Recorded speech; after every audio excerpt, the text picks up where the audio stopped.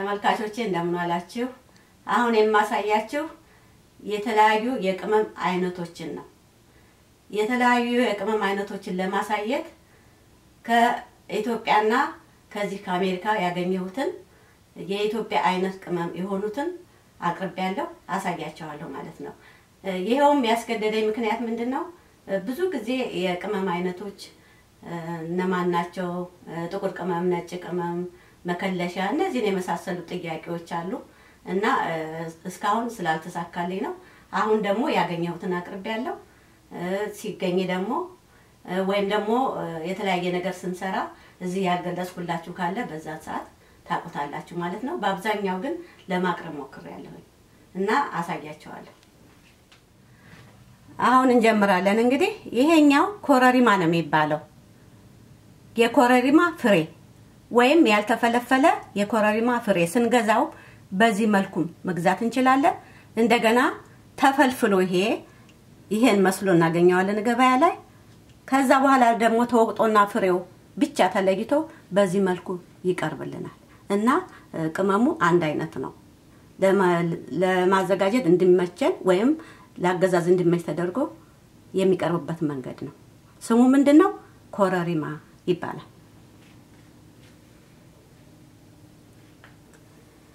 ይሄ ጦስኝ ነው። ጦስኝ ይባላል። ይሄኛው የፈረንጅ ኮረሪማ። ይሄ ጤናዳም ፍሬ።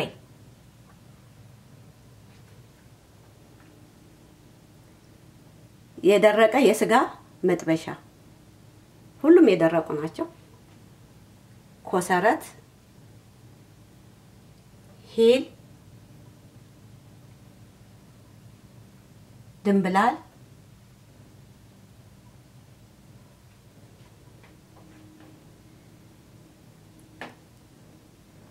እርጥብ ነጭ ሽንኩርት፣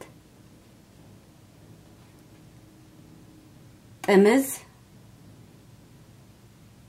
ከሙን፣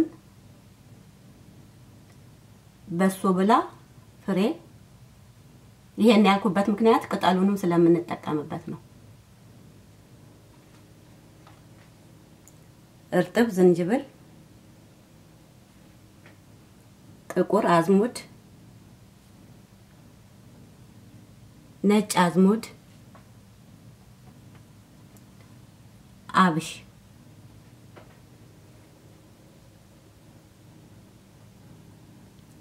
ቁንዶ በርበሬ፣ ቅርንፉድ፣ ቀረፋ። እነዚህን ያቀረብኩት።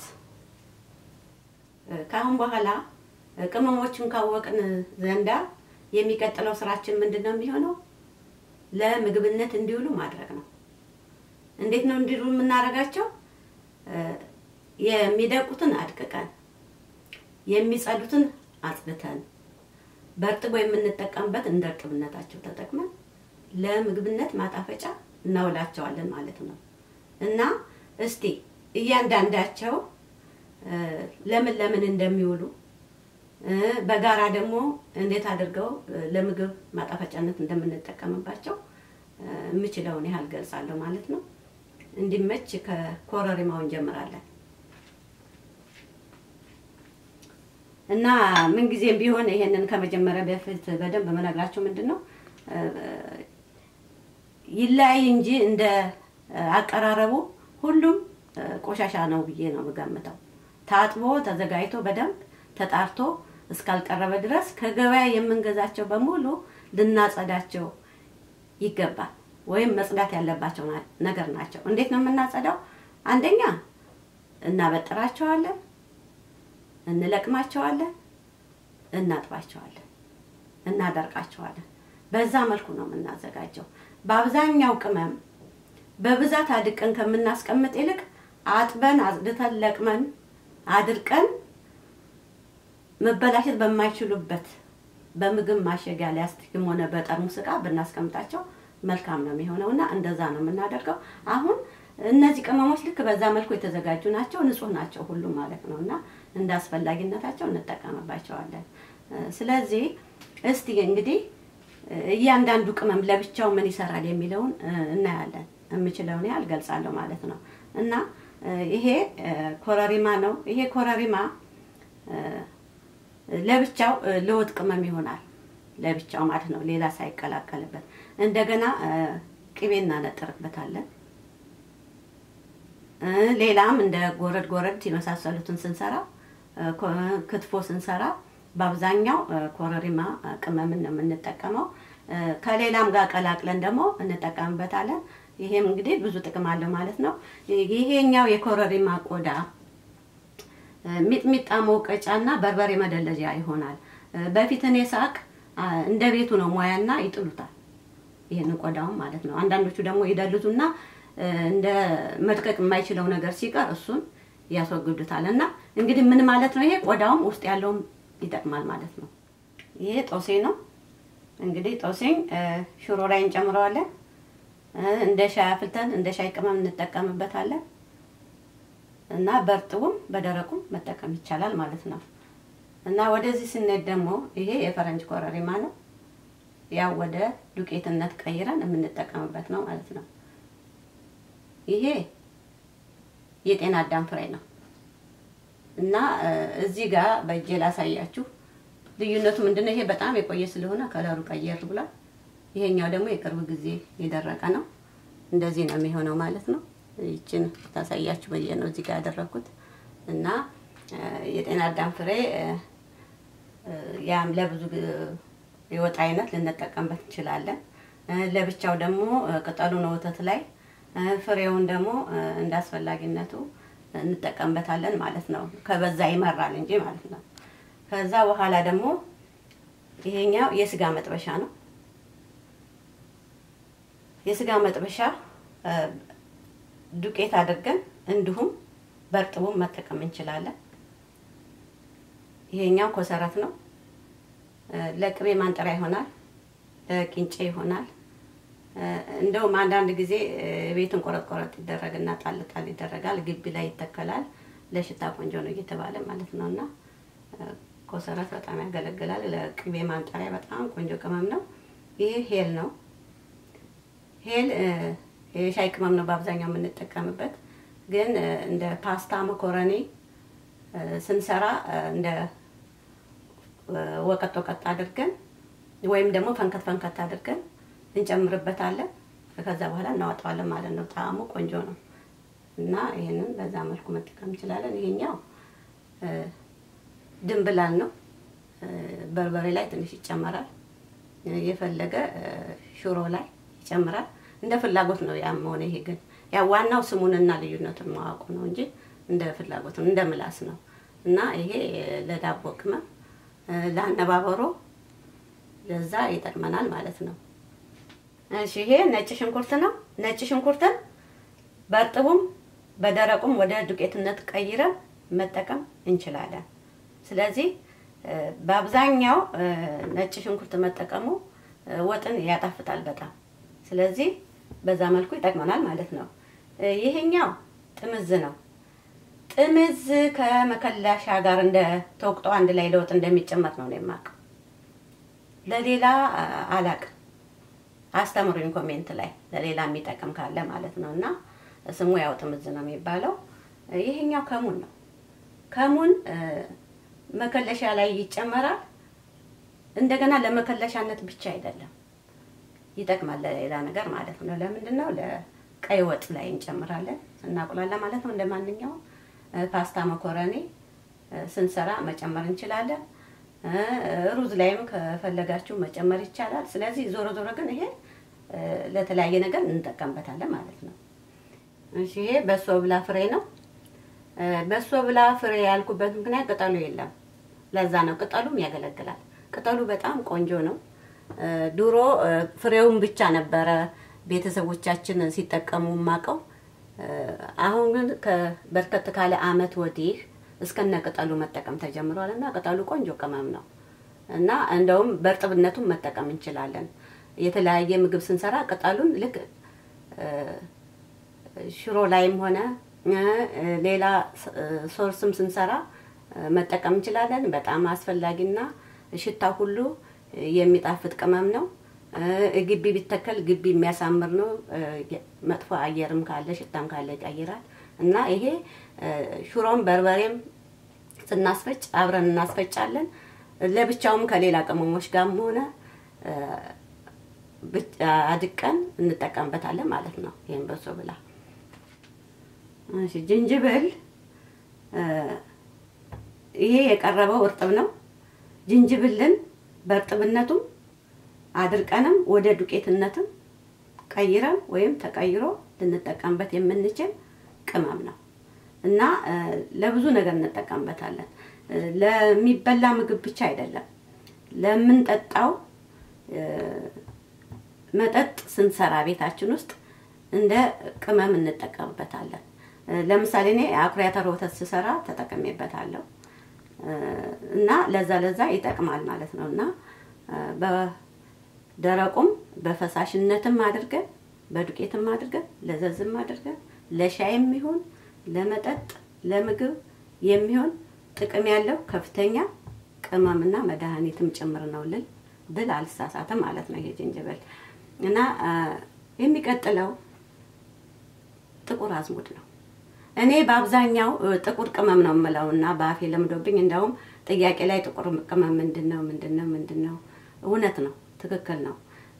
እኔ ጥቁር ቅመምን ብቻ አዘጋጅቼ ሌላውን ማዘጋጀት ካልቻልኩኝ እጠቀማለሁ። ግን በኋላ ገልጽላችኋለሁ ከሌላም ጋር ሆኖ ነው ጥቁር ቅመም የምንለው ማለት ነውና ይሄ ጥቁር አዝሙድ ነው የሚባለው። ይሄንንም ልክ ወጥም ላይ በርበሬም ስናዘጋጅ እንጨምራለን። ሽሮ ላይ በአብዛኛው ያጠቁራል እየተባለ አይጨመርም። በተለይ ነጭ ሽሮ የምናዘጋጅ ከሆነ ብዙ አንጨምረውም ማለት ነውና ትንሽ እንጨምራለን፣ በጣም ከለር እንዳያበላሽበት መልኩ እንዳይበላሽ። የሚቀጥለው ደግሞ ነጭ አዝሙድ ነው የሚባለው።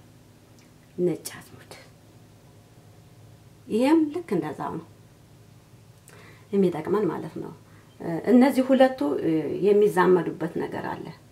እንግዲህ በአዝሙድ ይዛመዳሉ፣ ነጭ አዝሙድ ጥቁር አዝሙድ ተብለው ማለት ነው። በአሰራርም ላይ ለምሳሌ እነዚህ ሁለቱ በዱቄትነትም እንዲሁ ዱቄትም ሳይሆኑ እንጠቀምባቸዋለን። ሁለቱን አቀላቅለን እምን ላይ ዳቦ ላይ በጥሬያቸው ከፈለግንም ለወጥም ሆነ ለማንኛውም በዱቄትነትም ቀይረን እንጠቀማለን። እንደገና እንደ ዳቦ ቅመምነት ደግሞ ሁለቱን አድቀን እንጨምራለን ከድንብላል ጋር ማለት ነው፣ ከአብሽ ጋር ማለት ነው። እና እናየዋለን እሱን በኋላና ይሄኛው ይጠቅማናል ማለት ነው በብዙ መንገድ። ይሄ አብሽ ነው።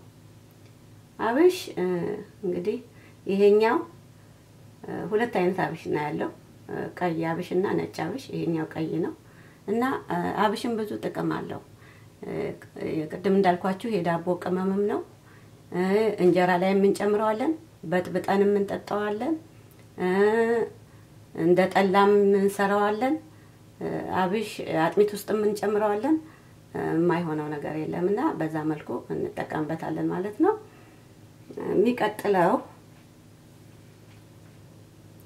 ቁንዶ በርበሬ። ቁንዶ በርበሬ በአብዛኛው እዚህ ያለሁበት አሜሪካ እንደ ዋንኛ ቅመም ገበታ ላይ የትም ቢኬድ ቁንዶ በርበሬ ዱቄቱ ልክ እንደ ጨው ይቀርባል። ኢትዮጵያ ያለሁኝ እኔ በአብዛኛው ለዱለትና ለመከለሻ ቅመም ላይ አንድ ላይ ሲሰራ ነበር ማቀውና እዚህ ግን ጥሩ ቅመም ማንኛውም ላይ እየተነሰነሰ ሾርባ ላይም ሆነ ምን ላይ እየተነሰነሰ የሚበላ ቅመም ነው። እንግዲህ ይሄ ቁንዶ በርበሬ ነው የሚባለው ማለት ነው። ይሄ ቅርንፉድ ነው። ቅርንፉድ እንግዲህ ትዝም ይለኛል የልጅነቴ ጌጥ ነው እና የጆሮ ጌጥ ይመስላል እየተባለ ጆሮችን ውስጥ እንጨምር ነበር ልጅ ሆነን እና ልክ የጆሮ ጌጥ ነው ይመስላል ይወላችሁ። ስለዚህ ሽታው ነው ደስ የሚለው።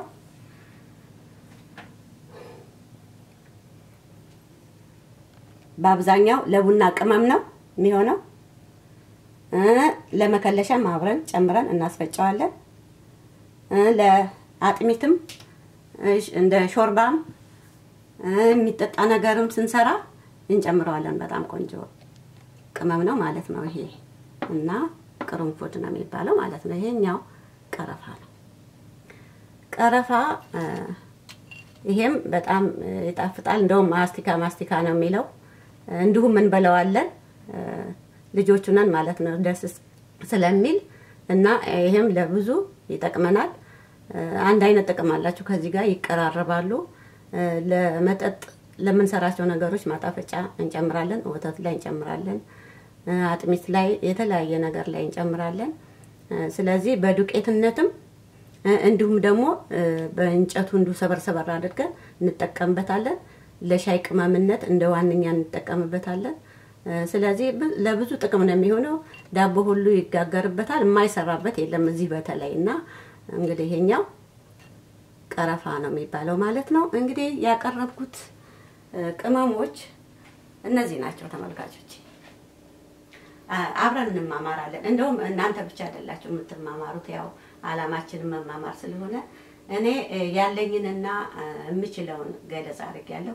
እናንተ ደግሞ እንደ ልማዳችሁ ኮሜንት ላይ አስተምሩኝ። ከዛ በኋላ ጥያቄያችሁ ምንድነው? ጥቁር ቅመም ምንድነው? ነጭ ቅመም ምንድነው? መከለሻ ምንድነው? ይሄን ነው መልስላችሁ። እንግዲህ በርበሬና ሽሮ ስናስፈጭ እነዚህን ቅመሞች ወይም ያልገለጽኳቸው ሊኖሩ ይችላሉ። እኔ በአብዛኛው ገልጫለሁ ብያለሁ። እነዛን እንግዲህ በእርጥብነትና በደረቅነት ጨምረን እርጥቡን ደልዘን ደረቁን አምሰን ጨምረን በርበሬና ሽሮአችንን እናስፈጫለን ማለት ነው። ይሄ መከለሻ ቅመም ነው። ብዙ ተጠይቋል።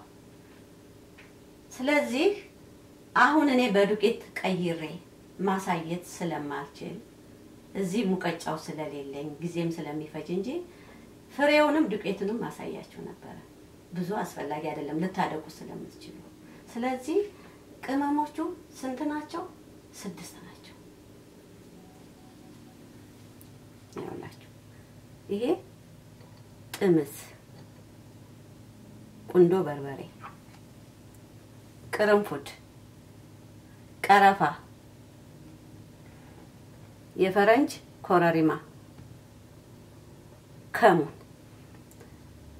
እነዚህ ቅመሞች ናቸው መከለሻ የሚሆኑት። አንዳንድ ጊዜ የፈረንጅ ኮረሪማው ካልተገኘ የኛን ወይም ያበሻ ኮረሪማን ትንሽ ይጨመርበታል ከሌለ ማለት ነው። ካለ ግን እነዚህ 6 ቅመሞች ናቸው የማቀው። እንደነገርኳችሁ ምንም ነገር የተተከለ አይደለም።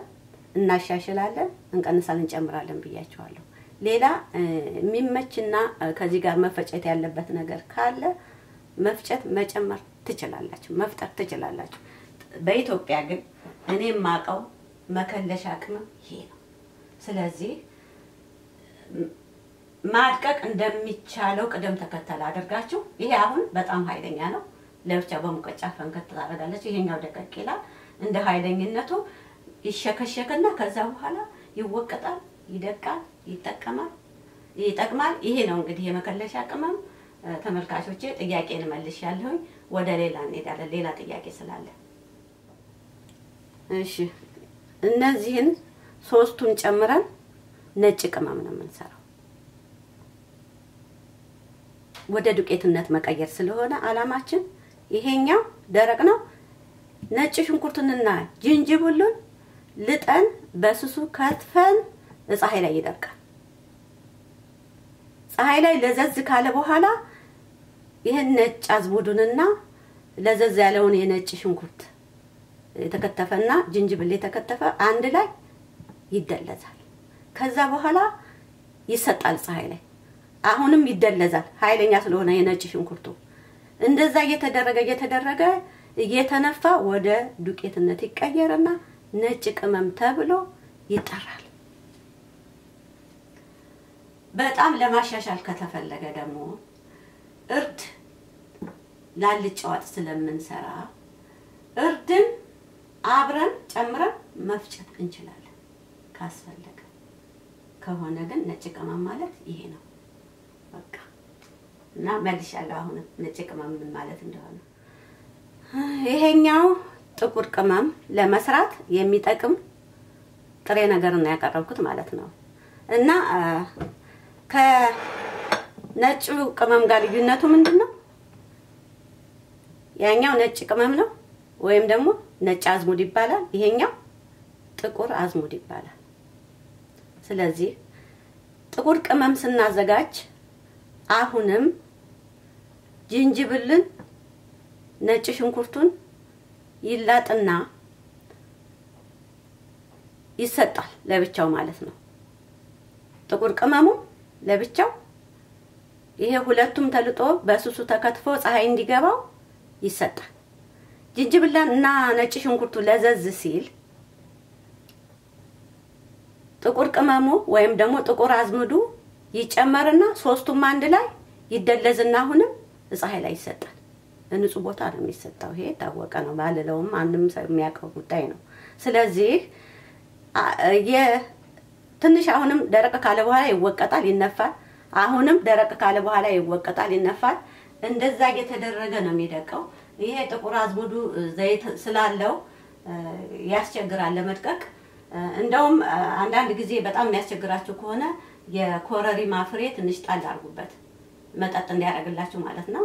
እና ይሄንን ስሰሩ ጥቁር ቅመም አዘጋጃችሁ ማለት ነው። ስለዚህ ቀይ ወጥ በመሰሩበት ጊዜ ጥቁር ቅመማችሁን ጣል ታረጋላችሁ። እና ይሄ ነው ተመልካቾቼ ጨርሻለሁ ስለ ጥቁር ቅመም አሰራር።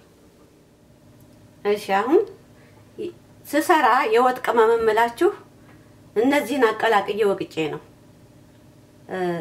ጥሩ ናቸው። እኔ ሰው እንደፈለገ ማድረግ ይችላል። እናንተም አሁን ቅድም እንዳልኳችሁ ይሄ ነው ይሄ ይሰራል አይሰራም አይደለም የምንለው። በመታደባላልቁበት ጊዜ ከአንዱ ወደ አንዱ ሲቀላቀልም ስለሚጣፍጥ ስላለ እንደፈጠራችሁ ነው። ይሄንን እኔ ቀላቅዬ ሳስፈጭ እና ስጠቀምበት ቆንጆ ነው የሚሆነው ወጥ ላይና ይሄንን ነው የወጥ ቅመም ብዬ የምጠራው። ለቀይ ወጥ እጨምረዋለሁ ማለት ነው። እና አልጫ ላይ የማይጨመርበት ምክንያት ከለሩ ይበላሻል ስለሚባል ነው እንጂ ሌላ ነገር አይደለም። እውነት ነው መልኩን ያበላሻል። እና ምንድነው መጨመረው እንግዲህ ኮረሪማ ይሄኛው የተዘጋጀን ይሄንንም አብሮ መውቀጥ ይቻላል ማለት ነው ከዚህ ካልተፈለፈለው ውጪ። በሶ ብላ ጤና አዳም ፍሬ ሳይበዛ ይበርባችኋል ከበዛ።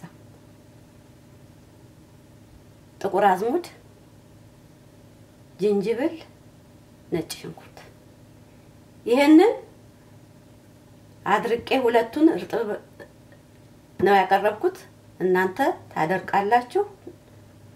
ወደ ዱቄትነት አብሮ ይቀላቀልና ይቀየራል። ከዛ በኋላ የወጥ ቅመም ተብሎ ይሰየምና ወጣችሁን ሲሰሩ ተጨምሩበታላችሁ ማለት ነው። እኔ ይመቸኛል እንደዚህ አድርጌ ማስፈጨው የቅመሙ ውህድ ማለት ነው። ስለዚህ የወጥ ቅመም ማለት ይሄ ነው። 1 2 3 4 5 6 አይነት ጨምሬ ያስፈጫለሁ። እናንተም እንደዛ እንድትጠቀሙ ነው። ሌላም ደግሞ እናንተ ቆንጆ ውህድ መፍጠር ትችላላችሁ ማለት ነው። ይሄንን እንግዲህ ጨርሻለሁ። ወደ ሌላው እንሄዳለን። እሺ ይሄ የዳቦ ቅመም ነው። ለዳቦ ቅመም ያቀረብኩት 5 አይነቶች ናቸው። አብሽ፣ ነጭ አዝሙድ፣ ጥቁር አዝሙድ፣ ድንብላል፣ ነጭ ሽንኩርት እነዚህ ናቸው።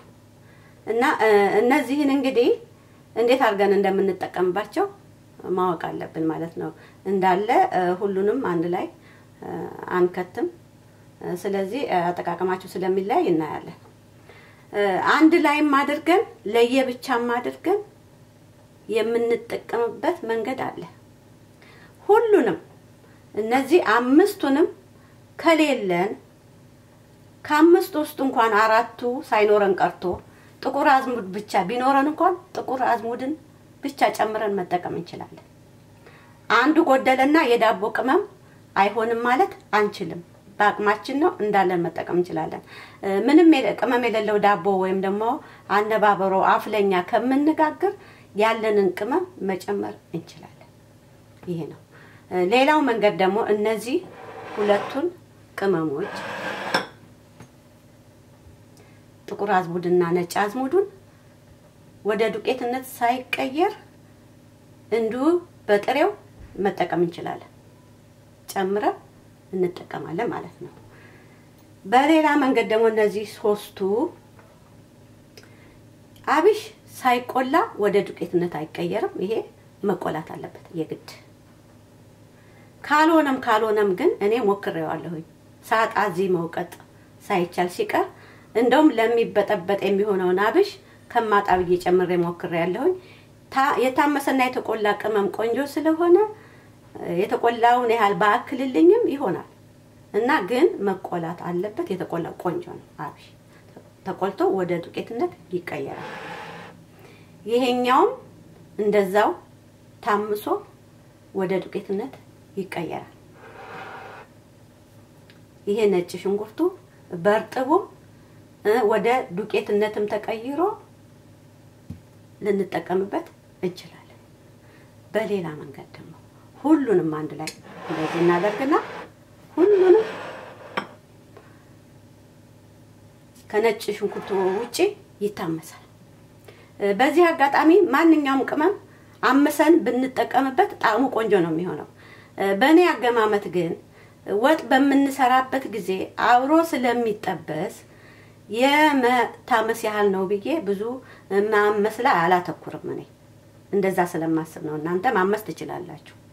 ስለዚህ አንድ ላይ ይሄንን ታቀላቅሉና ፈጭታችሁ ታስቀምጣላችሁ ማለት ነው። ይሄ ደርቆ ከዛ በኋላ ለዳቦ ቅመምነት አፍለኛ ኮፈፍታ ማንኛውንም ቂጣ ኮፈፍታ ሁሉ ስትጋግሩ ጣዕሙ ቆንጆ ስለሆነ ጨምራችሁ መጠቀም ትችላላችሁ ማለት ነው።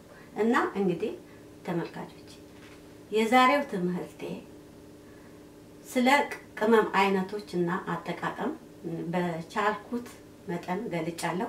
ወደፊት ደግሞ እናንተ ከምትሰጡኝ ኮሜንት በመነሳት እኔም ደግሞ ሙያዬን በመጨመር አብረን እንማማራለን።